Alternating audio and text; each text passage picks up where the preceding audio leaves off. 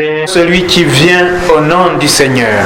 C'est le thème de méditation de cet après-midi. C'est par cette acclamation que les Hébreux ont accueilli Jésus dans son entrée officielle à Jérusalem, parce que c'était la seule fois et l'unique fois où Jésus est entré à Jérusalem d'une manière solennelle, en quelque sorte une visite officielle du Dieu d'Israël à son peuple. C'était seulement quelques jours avant sa passion que Jésus a effectué cette visite. Il a pris la route de Jérusalem, comme nous le dit dans le chapitre 9, Jésus prit résolument la route de Jérusalem. Parce que la présentation de l'évangile de Luc nous montre Jésus qui monte à Jérusalem pour ne plus revenir. Et à un certain moment, Luc dit, c'est au chapitre 9, verset 51, que Jésus durcit la face et prit résolument la route de Jérusalem. Et le voilà maintenant arrivé à Jérusalem. Le trajet finit par une montée et la montée finit par la descente au mont des Oliviers. Méditons donc, c'était entrer dans Jérusalem en 2 points. Premier point, le désir de Jésus. Deuxième point, l'âne et sa mission. Le désir de Jésus. Deuxièmement, l'âne et sa mission. D'abord, le désir de Jésus.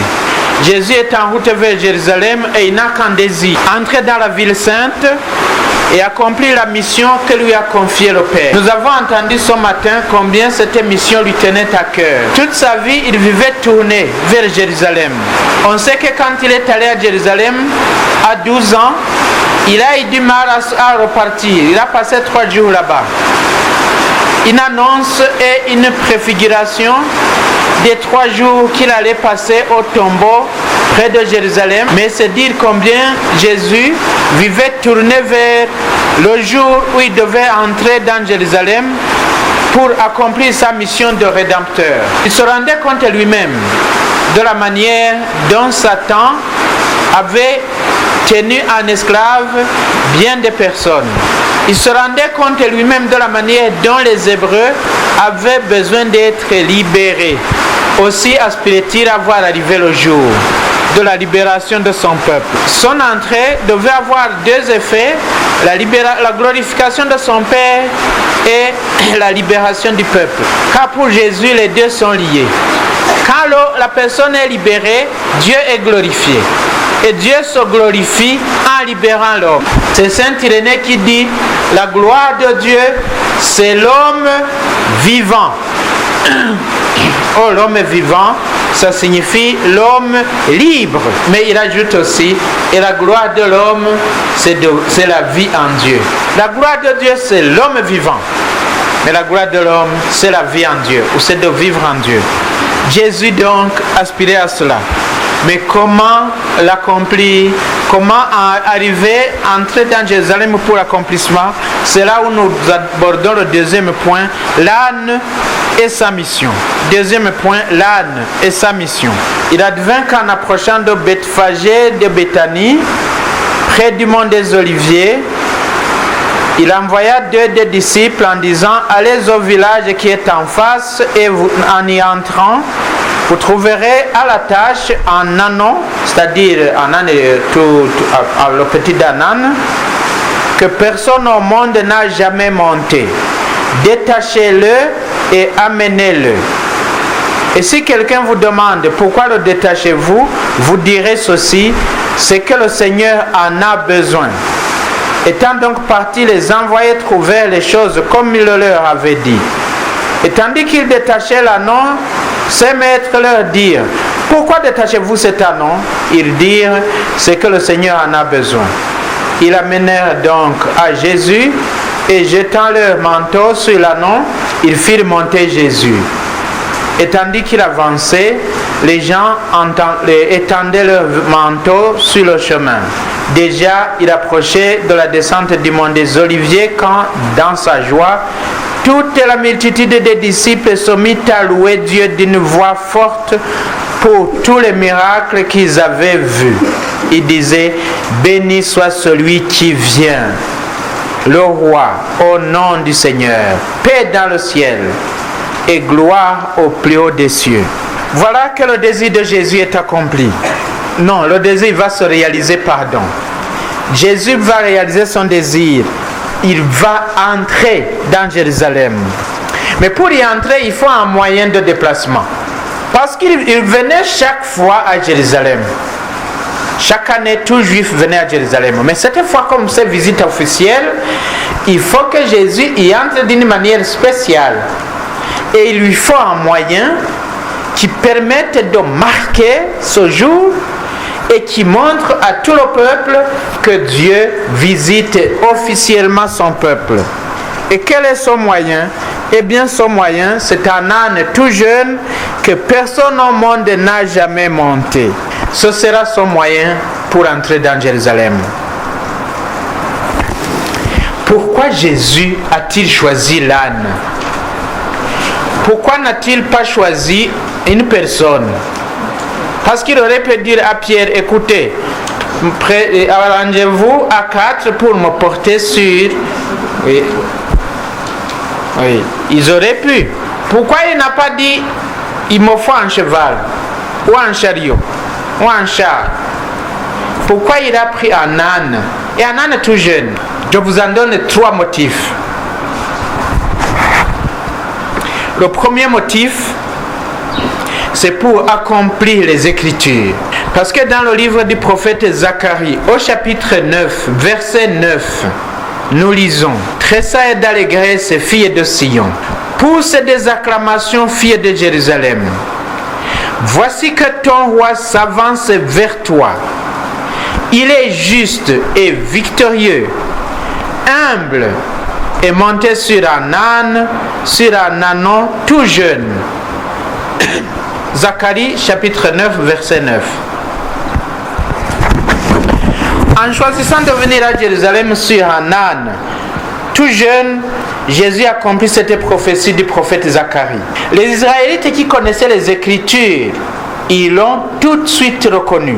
Et quand ils voient Jésus venir vers Jérusalem sur un âne, lui que beaucoup reconnaissaient déjà comme un grand prophète, lui qui avait fait tant de miracles, ils accourent en disant: puisque c'est lui qui a fait tant de miracles, puisque c'est lui qui est venu sur un âne, comme Zacharie l'a dit, alors ce doit être lui le Messie. Aussi, à mesure qu'il avance, toute la foule des disciples accourt et fait ce que vous avez entendu. Ils étendent leur manteau sur le passage en disant: béni soit celui qui vient, le roi, au nom du Seigneur. Bien sûr, ils étaient inspirés. Ils étaient mus par l'Esprit Saint.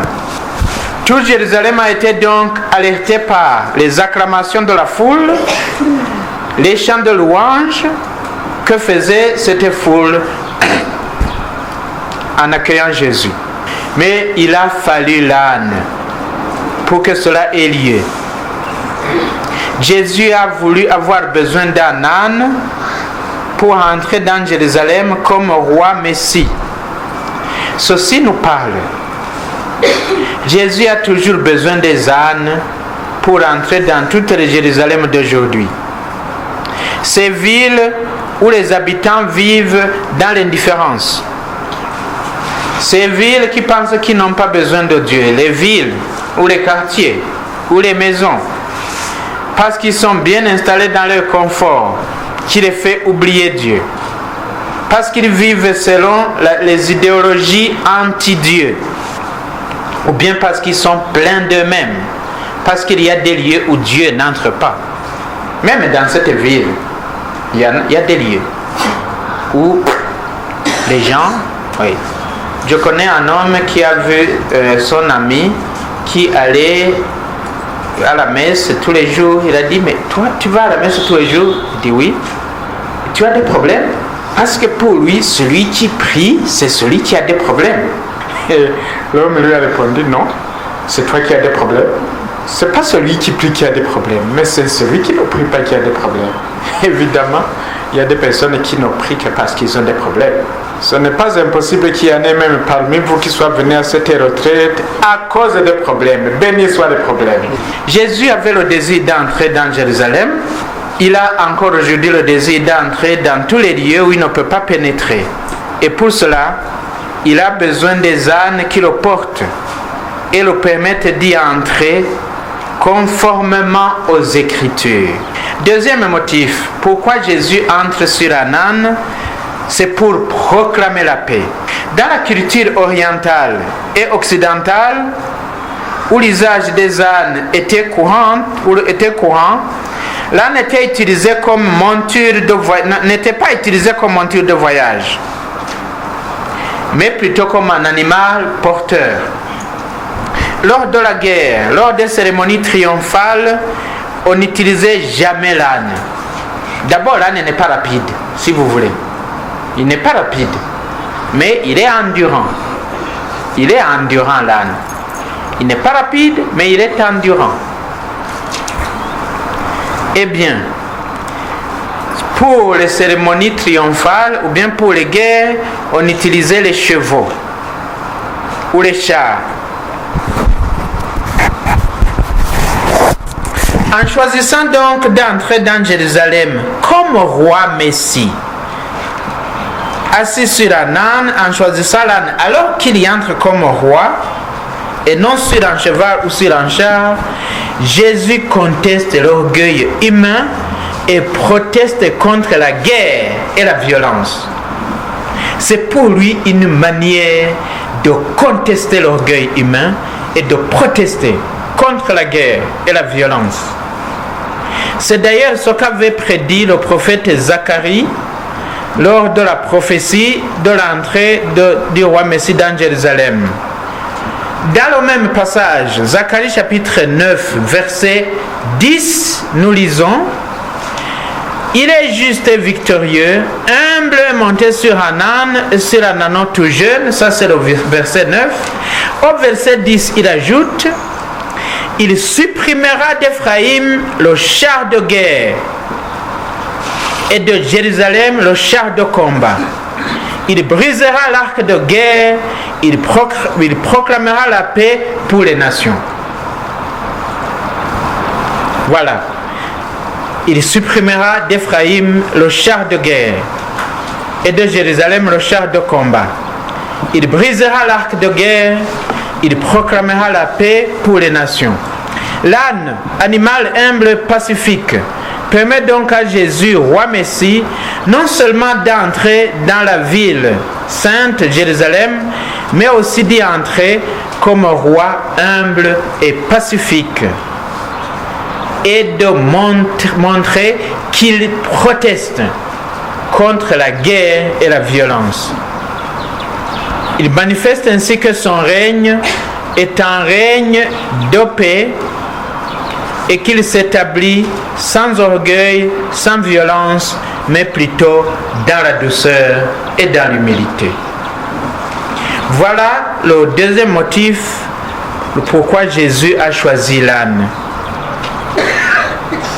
C'est toujours la petitesse et l'humilité qui permet à Dieu de se manifester et de manifester sa puissance et sa bonté. N'oubliez pas que c'est à cause de l'orgueil que Lucifer, qui était l'ange de lumière, est devenu le prince des ténèbres. À cause de l'orgueil. Et se révolta contre Dieu. Le résultat fut la déchéance pour lui et pour sa suite. Il est devenu Satan, c'est-à-dire celui qui fait obstacle, celui qui barre la route. Effectivement, l'orgueil fait obstacle. L'orgueil barre la route. Et c'est par l'orgueil qu'Adam et Ève, poussés par Satan, qui est l'orgueilleux par excellence, se sont eux aussi révoltés contre Dieu par désobéissance à sa loi. Le résultat, ce fut la déchéance pour eux aussi et pour leurs enfants. ils virent qu'ils étaient nus